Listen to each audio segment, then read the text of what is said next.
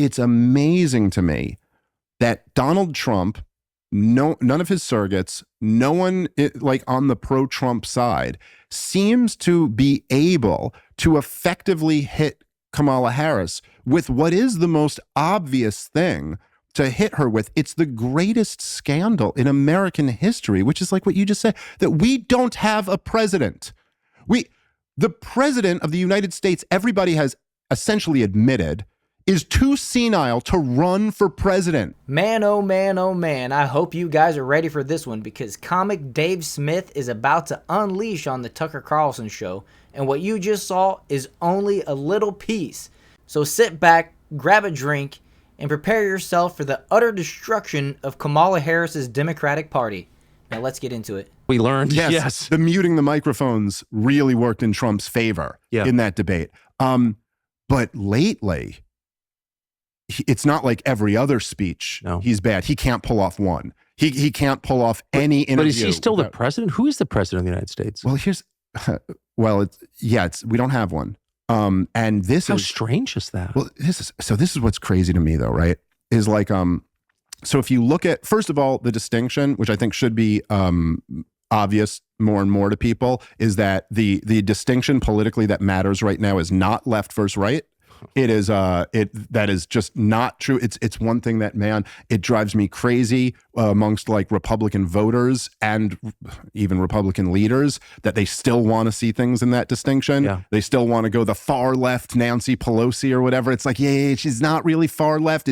She uses far left language, but these people, it's not, calling Kamala Harris a communist or whatever. And I know people were sending this clip. These are people who work for JP Morgan. Yes, they're not communists. They're for big business. And they're like, yeah, but look at this clip. She's talking about equality of outcomes. Like, she doesn't even understand what that means. Of course. It's not really communist. They're using leftist language. Of course. They're liberal. They're neoliberals Exactly. who are for big business. So the distinction is not left or right. The distinction is like establishment versus dissident, or corrupt versus honest, or something like that. That's why Glenn Greenwald is not on the opposition team to us and Mitch McConnell is our ally, right? It's not about that. But so one of the That's for sure. Right. So one of the things that the establishment has, which is really something I've been marveling at lately, is they have unbelievable message discipline. Something that us, the dissidents, could never dream of having. I mean, it's just unbelievable. You see some of like the compilations of the corporate media. It's just like, hey, JD Vance is weird.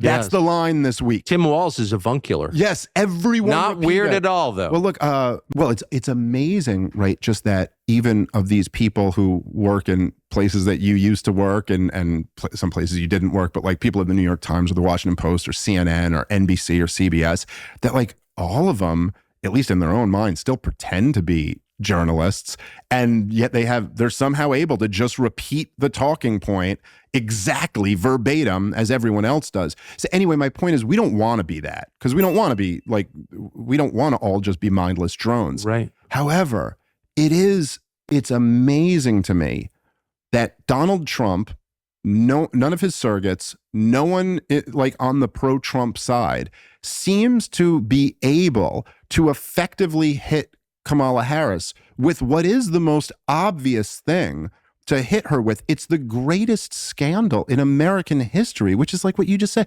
that we don't have a president. The president of the United States, everybody has essentially admitted, is too senile to run for president. Yet he's going to be president until January. We are in a proxy war with the biggest nuclear power in the history of the world. And we have another proxy war-ish type thing that looks to be devolving into a wider regional war in Israel. And we don't have a president. This is like the biggest scandal in the history of the republic, if we're a republic anymore. And Kamala Harris is directly implicated in this. Like, she was one of the major people lying through her teeth that Joe Biden is sharp as a tack in private meetings. And it seems like somehow the Trump campaign has not been able to effectively hit her for this. It's like right there in front of us. You pulling Joe Biden out was admitting That he's too senile Of to run for course. president. Yes. And yet you're not invoking the 25th Amendment. This is what it's for. He clearly can't be president. And then what does it say about the machine that they're quite happy with that? That works very well for them. I mean, there are two levels in which it's upsetting. One is the practical level, which is you probably do want a commander-in-chief if you're on the cusp of nuclear war, which we are.